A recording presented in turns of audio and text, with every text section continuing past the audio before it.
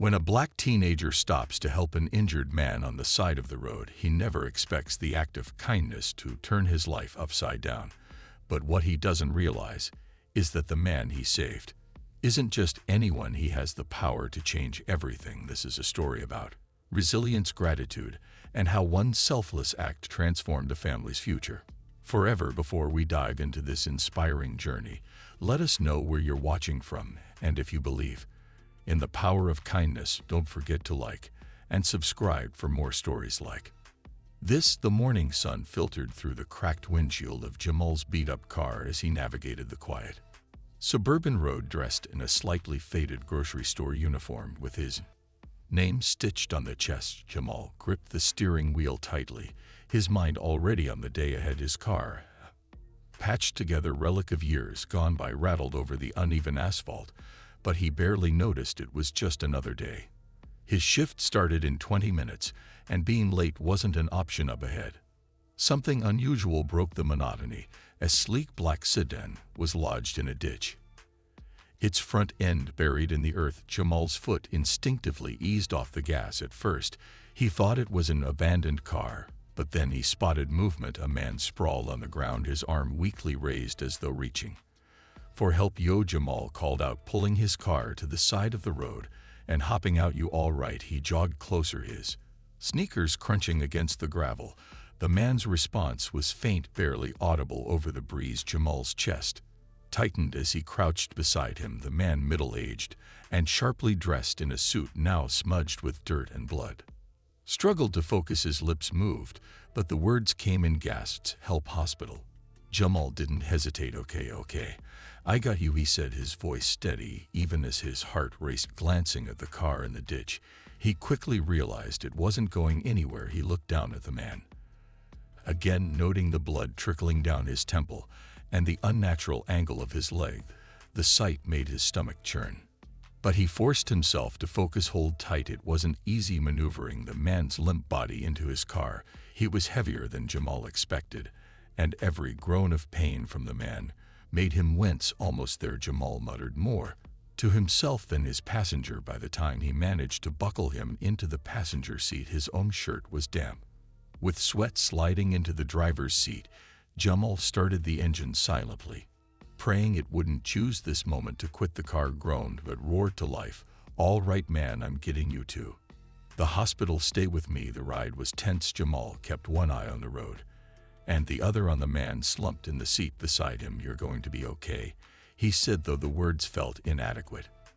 The man's head led slightly, his breath shallow but steady. Jamal tightened his grip on the steering wheel and pressed the gas pedal harder. The hospital entrance came into view, and relief washed over Jamal. He pulled up to the ER doors, throwing the car into park. Before leaping out, "Help," he shouted, Ed waving at the nearest nurse. "This guy needs help, he's hurt bad." A team of nurses and an orderly rushed out with a stretcher. Jamal stepped back as they carefully lifted the man from the car. One nurse turned to him. "What happened?" "I found him like this on the side of the road. His car is in a ditch," Jamal explained, his voice tight. The nurse nodded her attention, quickly shifting back to her patient. "You did good bringing him here. We'll take it from here." Jamal lingered for a moment, watching as they wheeled the man inside. The automatic doors slid shut behind them, leaving Jamal standing alone under the harsh morning sun.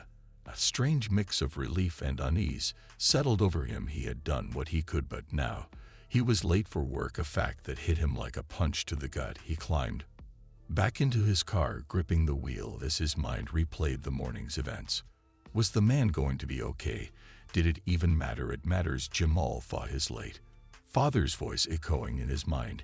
"You never leave someone who needs help, no matter the cost." With a shake of his head, Jamal started the engine and drove off, bracing for whatever consequences awaited him at work. Would you have stopped to save the man? Let us know in the comments if you think Jamal's actions were truly commendable. Give this video a like. But what will happen to him at work after his selfless act? Stick around to find out. You won't want to miss this. The groan of Jamal's car engine quieted as he pulled into the parking lot of the grocery store. He glanced at the dashboard clock and winced. 25 minutes late. Jamal pushed the car door open, stepping out into the already busy lot. The familiar chatter of customers and clinking of shopping carts filled the air, but today it felt heavier. His stomach knotted as he jogged toward the empty employee entrance, trying to prepare his explanation as soon as he stepped inside. The fluorescent lights overhead seemed brighter than usual, almost accusatory. Miss Hanson, the store manager, was waiting near the clock-in terminal, arms crossed over his crisp white shirt, his icy blue eyes locked onto Jamal like a laser. "You're late," Hanson said sharply, his voice cutting through the hum of the store. "I know, sir," Jamal began, still catching his breath.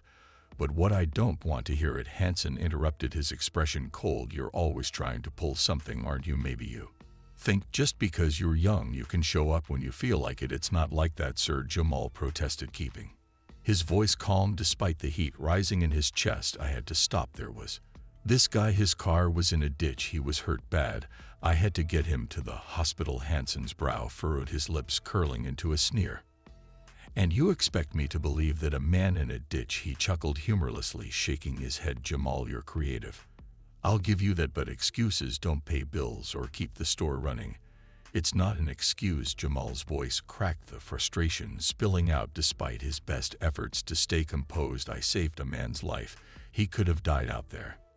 Hanson's face darkened, his tone dropping lower. "You saved a life. Let me tell you something, boy. The only life you need to work about is your own. You don't show up on time, you don't get to keep this job." Jamal froze at the word boy, his jaw tightening. He wanted to say something, anything, but the words caught in his throat. "You're fired," Hanson said, his voice final. "Pack up your locker and get out." Jamal stared at him, stunned. "You're really firing me for being late after what I just told you?" Hanson didn't flinch. "I don't care if you were rescuing the president. Late is late now. Get out." The words stung worse than Jamal expected, but he wasn't about to give Hanson the satisfaction of seeing him break without another word. Jamal turned and headed to the back room, his sneakers scuffing against the polished floor. He emptied his locker in silence, the weight of what just happened pressing down on him with every step. Jamal's car rattled down the road, but he barely noticed the noise. His mind replayed the confrontation over and over. Hanson's sneer, his dismissive tone, the word boy. The anger bubbled beneath the surface. But more than that, he felt defeated. He had done the right thing, hadn't he? Why did it feel like the universe was punishing him for it? His stomach growled, reminding him he hadn't eaten since the granola bar he wolfed down before leaving the house. Spotting a small diner up ahead, Jamal pulled into the lot, his tires crunching against the gravel. The faded sign above the entrance read Maggie's Place, and the smell of coffee and bacon greeted him as he pushed open the door. The diner was quiet, with only a handful of customers scattered at booths. Jamal slid into a seat at the counter, pulling off his name tag and shoving it into his pocket. A waitress with a warm smile approached, her pen poised over a small pad. "What can I get you, sweetheart?" "Just coffee," Jamal muttered, keeping his gaze on the counter. He wasn't in the mood for small talk. The waitress nodded, returning a moment later with a steaming mug. "Rough morning?" she asked gently, setting it down. Jamal hesitated before nodding. "Yeah, something like that." The waitress gave him a sympathetic look before walking away, giving him space. Jamal stared into the swirling steam of his coffee, his father's voice echoing in his mind. "You always stop for someone in need, son, even if it cost you something. That's just the right thing to do." His father had always been like that, unwavering in his principles, no matter the circumstances. Jamal couldn't count how many times his dad had gone out of his way to help neighbors or even strangers back then. Jamal thought it was just something grown-up said to sound noble, but today those words felt heavier, more real still. The sting of losing his job lingered. Hanson hadn't even given him a chance to explain properly. Jamal sighed, taking a sip of the coffee. Maybe he'd been naive to think doing the right thing came without consequences. "You'd be proud, Dad," he muttered under his breath. "But it still sucks." He left a few crumpled bills on the counter and headed back to his car. The hum of the engine filled the silence. As he drove home, his thoughts ping-ponging between pride and regret. By the time he pulled into the driveway, the dread had settled into his stomach like a rock. How was he going to tell his mom? Jamal stepped out of the car, casting a glance at the worn exterior of their house. The paint was peeling, the shutters hung crooked, and the roof looked like it was barely holding on. He exhaled slowly, preparing himself for what came next. With a deep breath, he opened the door and stepped inside. The creak of the front door echoed through the small, dilapidated house as Jamal stepped inside. The familiar scent of old wood and faint mildew greeted him, a reminder of the home's many issues that no one in the family could afford to fix. A glance around the living room showed the same cracks snaking along the walls and the damp stain on the ceiling that had grown larger with every rainstorm. Jamal closed the door quietly, as if to soften the reality of his early rival. Jamal, his younger brother Terrell, shouted, darting out of their shared bedroom. With uncontainable energy, his sister Kira, not far behind, clutched a worn teddy bear. As she followed, "You're home early. You said you'd be gone till dinner." Jamal forced a smile as Terrell wrapped his arms around his waist. "Yeah, little man, I know how to change of plans," he said, ruffling his brother's hair. Kira looked up at him with wide, curious eyes. "Is you going to play with us now?" she asked, her voice filled with hope. "Soon, Kira," Jamal said softly, gently patting her head. "Let me talk to Mom first, okay?"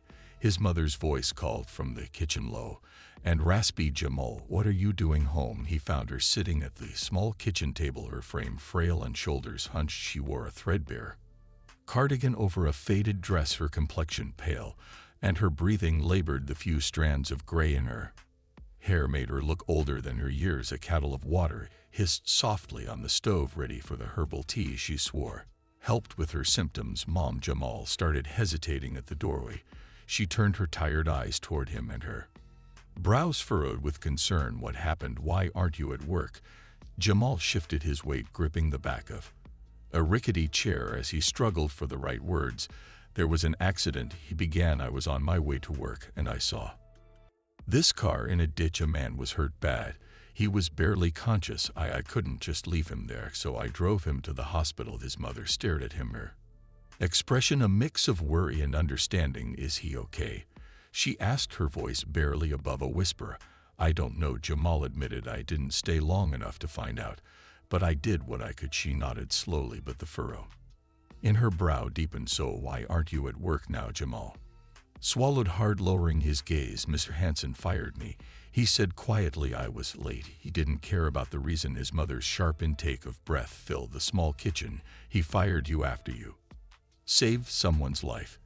"Yeah," Jamal said, his voice bitter. "Didn't even let me explain properly, just said I was late, and that was that." She leaned back in her chair, her hand clutching her chest as if steadying herself. "Jamal, how are we going to manage now?" Her voice cracked under the weight of her worry. "The bills, the groceries, the medicine. I'll figure something out," Jamal said quickly, though his stomach churned at his own uncertainty. "I'll find another job. Don't stress about it." "Mom, don't stress," she echoed, shaking her head. "Jamal, you're the only one holding this family together. We've been scraping by as it is. You know I can't work anymore, and there's no insurance. The doctor bills keep piling up, and now." "Mom, please," Jamal interrupted, his voice firm but gentle. "I'll take care of it. I promise. You don't have to worry." Her eyes filled with tears, but she nodded, her voice softening. "You're too young to carry all this on your shoulders." Jamal, he didn't respond. Instead, he stepped closer, resting a hand on her frail shoulder. "I got this, okay?"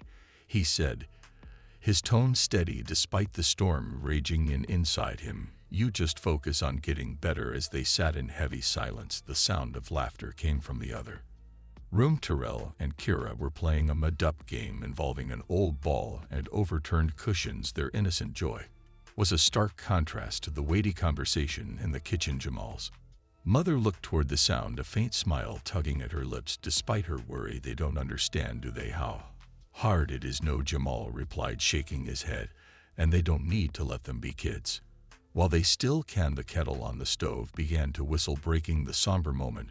Jamal turned it off and poured the boiling water into a chipped mug, dropping in the tea bag his mother had prepared earlier. He placed the cup in front of her, watching as she wrapped her hands around it. "Thanks, baby," she said, her voice laced with gratitude and exhaustion.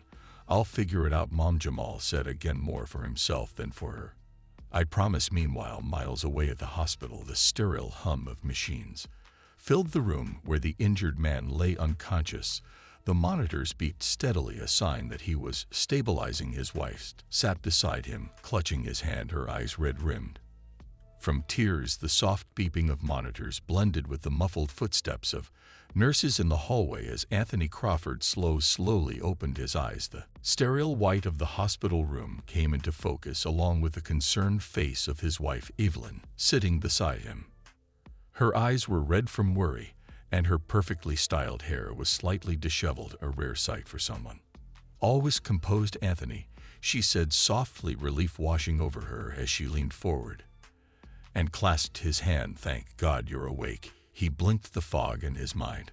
Slowly lifting his body, ached all over, particularly his ribs and leg. What happened? His voice was horror, and he winced as he tried to sit up. "Don't move too much," Evelyn urged, adjusting his pillows. "You were in an accident. Your car went off the road and ended up in a ditch." Anthony closed his eyes, fragments of the incident flashing through his mind. He remembered the quiet road, the sudden impact, and the struggle to get out of the car. But beyond that, everything was hazy. How did I get here?" Evelyn hesitated, her expression shifting. "The doctor said someone brought you here, a young man. He saved your life." "A young man?" Anthony repeated, his brow furrowing. He tried to grasp the memory, his head pounding with the effort. "I think I remember someone. Boy, he helped me out of the ditch, drove me here in his car." Evelyn nodded encouragingly. "Do you remember anything else about him? What he looked like?" "His name?" Anthony rubbed his temple, frustration creeping in as the details slipped through his grasp. "No, not really. It's also so blurry, but I think he was wearing a uniform." "A grocery store uniform?" Evelyn straightened at that, her expression sharpening with determination. "Then we'll find him. We have to. He saved your life." Anthony, her husband, nodded, his lips pressing into a thin line. "Yes, we owe him that." The next morning, Evelyn wasted no time. She called the local police, explaining the situation and enlisting their help. "We're looking for a young man," she told the officer on the line. "He was driving an old car wearing a grocery store uniform and brought my husband to the hospital. We need to find him." The officer agreed to assist, though he warned it might take time to narrow down the possibilities. "We'll check local grocery stores and ask around," he said. "If he's an employee, someone should recognize him." True to their word, the police began the search. They visited every grocery store within a 10 meters radius of the accident site, speaking to managers and employees. "We're looking for a young man," they repeated at each location. "Mid-teens, probably wears a store uniform and drives an old car." At first, the search yielded no leads. Managers shrugged, employees shook their heads, and the trail seemed to grow colder by the day. But Evelyn refused to give up. "He's out there," she told Anthony during one of their conversations. "We'll find him." It was a week later when the breakthrough came. A police officer called Evelyn with an update. "We found someone who matches the description." Store manager from a nearby grocery store said one of his employees was late last week and mentioned helping someone. The manager fired him. But the description fits. Evelyn's heart sank at the mention of the boy being fired for saving someone's life, she said, incredulous. "Unfortunately, yes," the officer replied, "but the young man's name is Jamal. We were able to get his address." Evelyn shared the news with Anthony later that evening, her tone both relieved and outraged. "He lost his job because he helped you." Anthony shook his head, his expression darkening. "Then we'll make this right.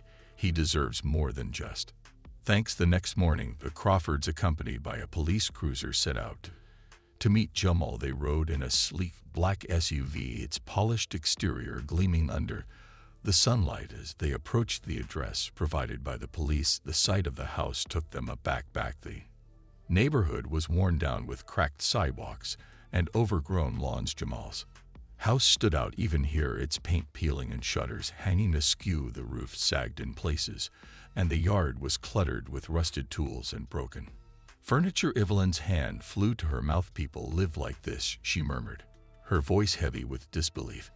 Anthony didn't respond, his gaze fixed on the house. He felt a pang of guilt. This boy who had so little had stopped to save him.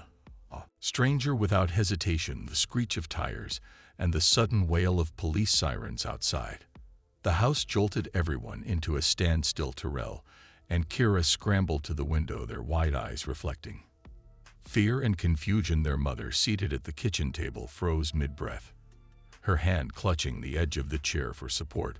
"What's going on?" she whispered, her voice barely audible. Jamal, seated near the door, rose slowly, his heart pounding in his chest.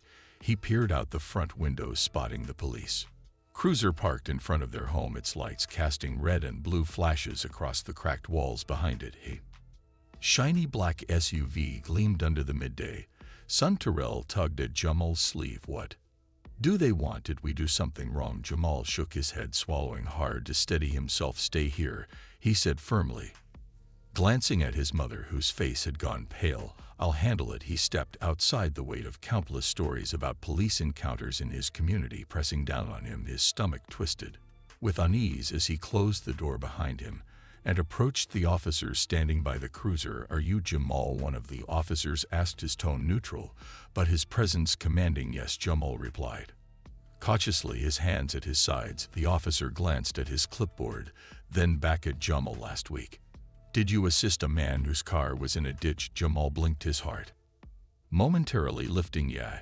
"Is he okay?" Before the officer could respond, the back door of the SUV opened, and a man stepped out, leaning heavily on a cane. Beside him was a woman dressed sharply, her warm smile contrasting with the tension in the air.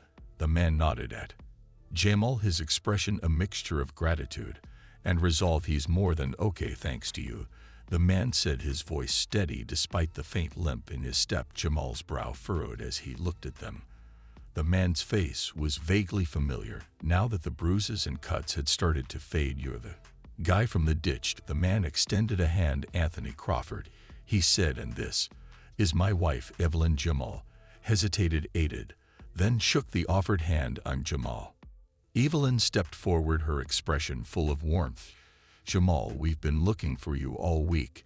Jamal shifted on his feet, his unease returning as his eyes darted back toward the flashing lights. "You didn't have to bring the police," he said, his voice low but steady. Evelyn's face softened. "I'm sorry, we only wanted to make sure we could find you. They're here to help, not to scare anyone." Jamal glanced at the officer, then back at the couple. "So why are you here?" Anthony straightened slightly, his grip tightening on his cane. "We wanted to meet you, to thank you in person. You didn't just help me, Jamal, you saved me, and I don't even know your story." Evelyn nodded. "May we come in? We'd like to talk." "If that's all right." Jamal hesitated, glancing back at the house, the chipped paint, the crooked shutters, the sagging roof. It all felt like an indictment of their struggles. "Yeah," he said finally, stepping aside. "Sure, come on." And inside, the air was tense as Jamal led the Crawfords into the living room. Terrell and Kira clung to their mother, who managed to rise from her seat despite her obvious discomfort. Her cautious eyes flitted from the couple to Jamal, silently asking what was happening. "Mom," Jamal said softly, gesturing to the visitors, "this is Mr. Crawford. He's the guy I helped last week, and his wife, Mrs. Crawford." Anthony stepped forward, his voice gentle. "Ma'am, your son saved my life. If it weren't for him, I wouldn't be standing here today." Jamal's mother looked at Jamal, then back at Anthony. "You're the man he talked about?" she asked, her voice faint with disbelief. "You're okay now and healing, thanks to Jamal," Anthony said, his eyes swept across the room, taking in the worn furniture, the walls, and the faded rug barely covering the creaky floorboards. He exchanged a quick glance with Evelyn, whose smile faltered briefly. "This is my mom," Jamal said quickly, gesturing toward the frail woman.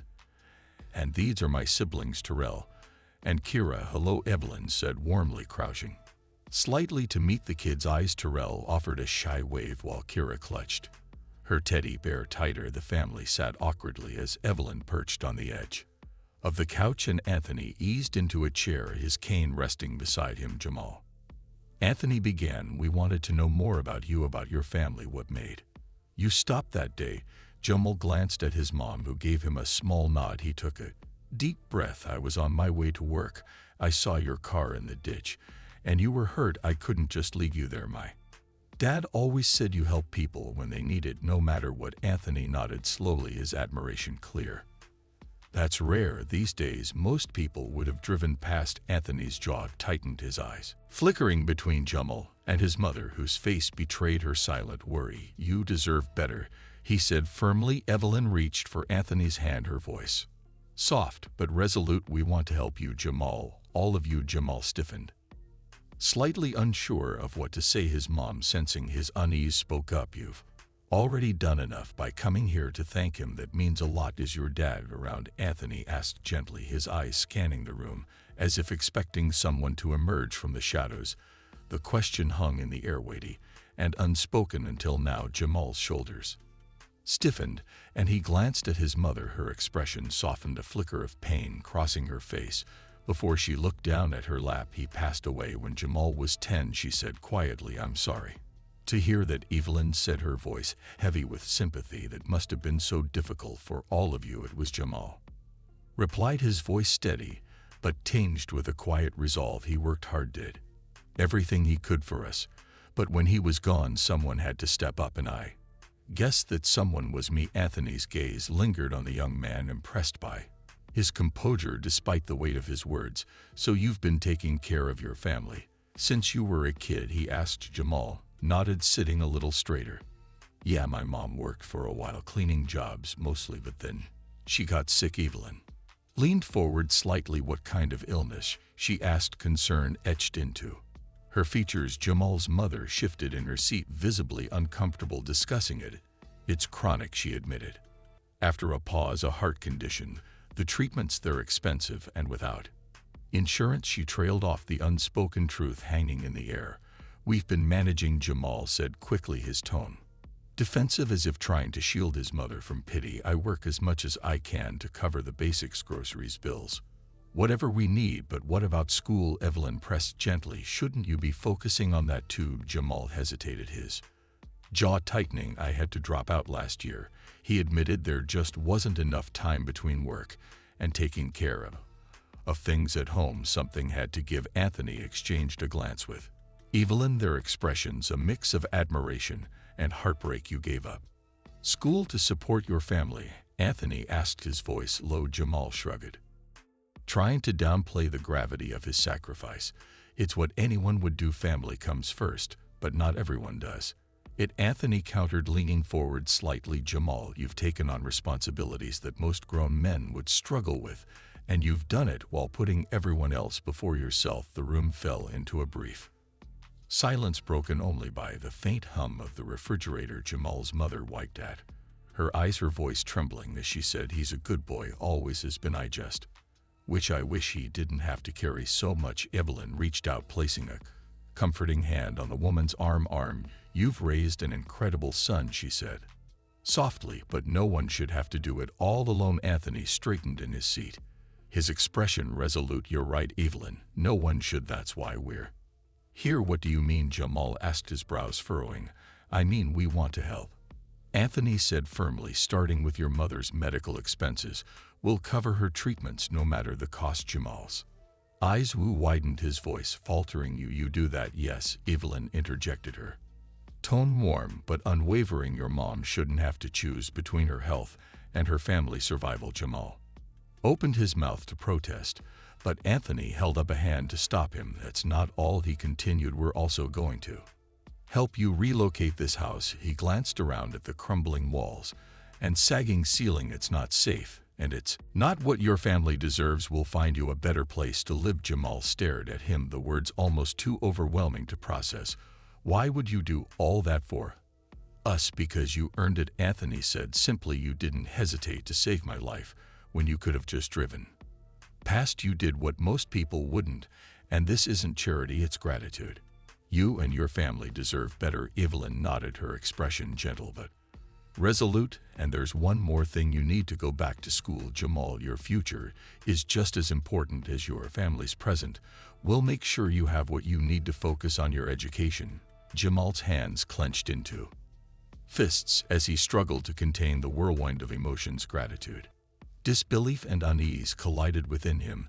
"This is too much," he finally said, shaking his head. "I don't deserve all this." Anthony leaned forward, his gaze steady.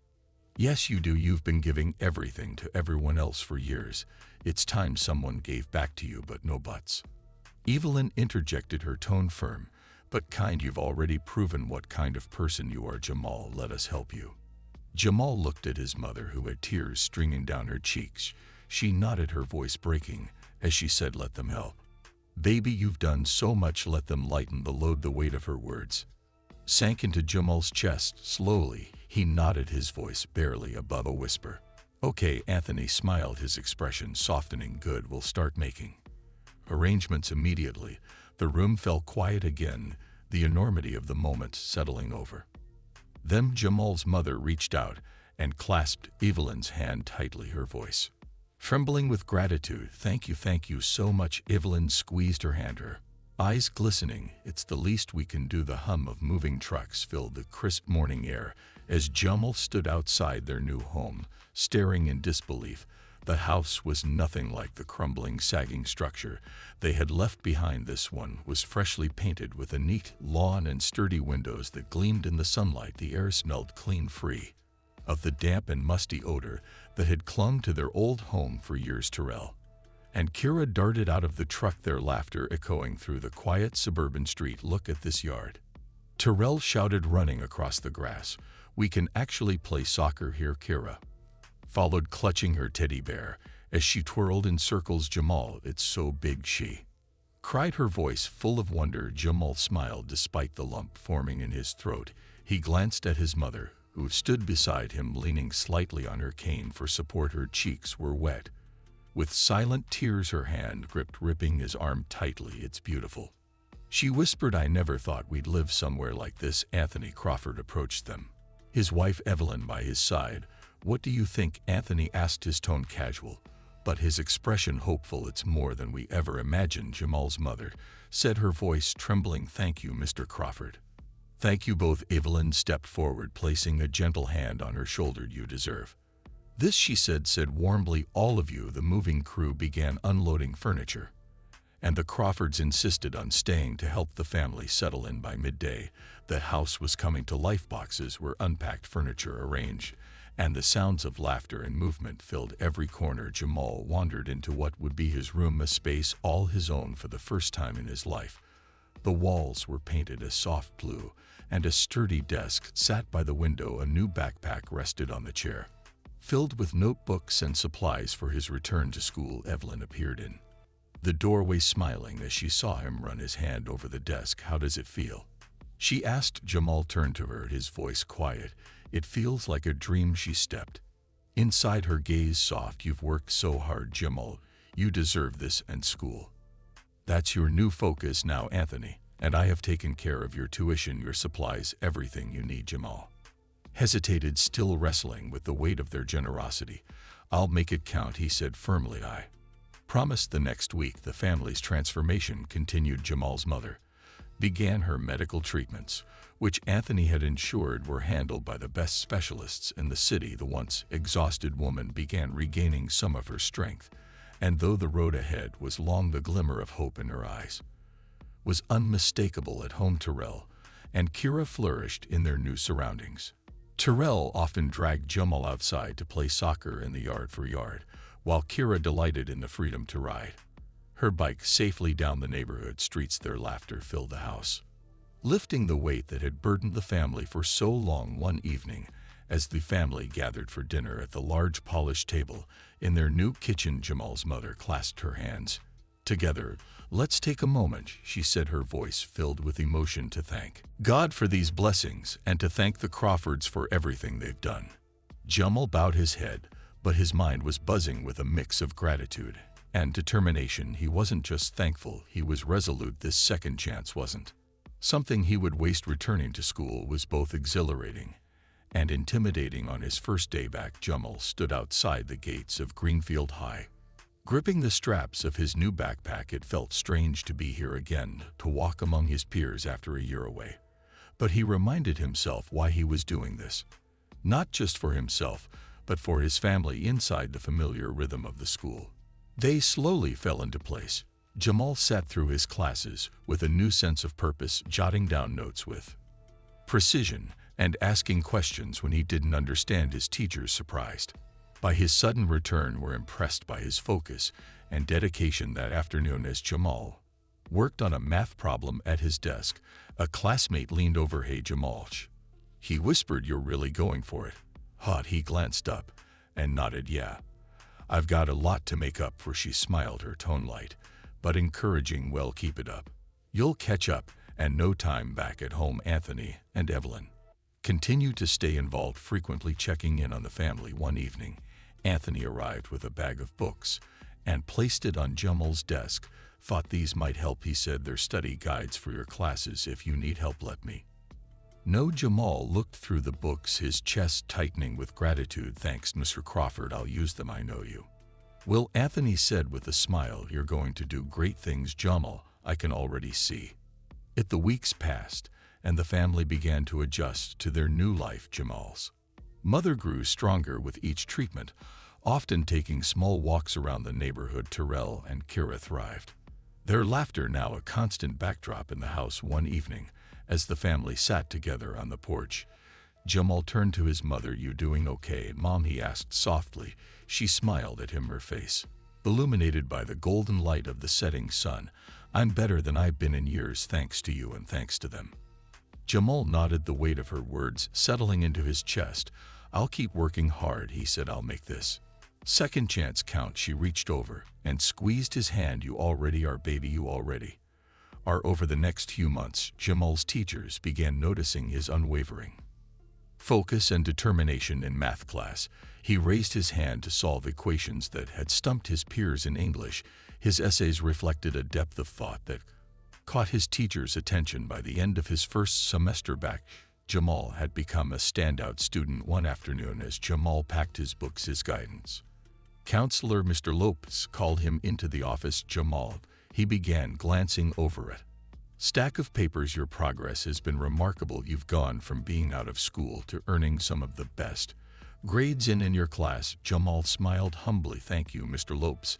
I've had a lot of help. Lopes nodded. I hear you're thinking about college. I am, Jamal admitted, though the thought still felt like a distant dream. I want to make something of myself for my family. Well, you're on track for that, Lopes said, sliding a glossy brochure across the desk.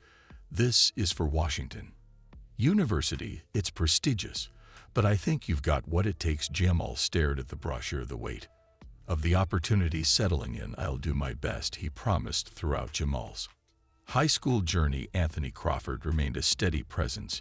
He would visit regularly, bringing Jamal books, discussing his goals, and offering advice from his own experiences. Over time, their relationship evolved from one of gratitude to genuine mentorship. You know, Jamal, Anthony said during one of their conversations, hard work beats talent when talent doesn't work hard, and you've got both, but the real key is discipline. Jamal nodded, committing those words to memory. He carried them with him through every exam, every late-night study session, and every challenge that came his way. When the acceptance letter from Washington University arrived, Jamal felt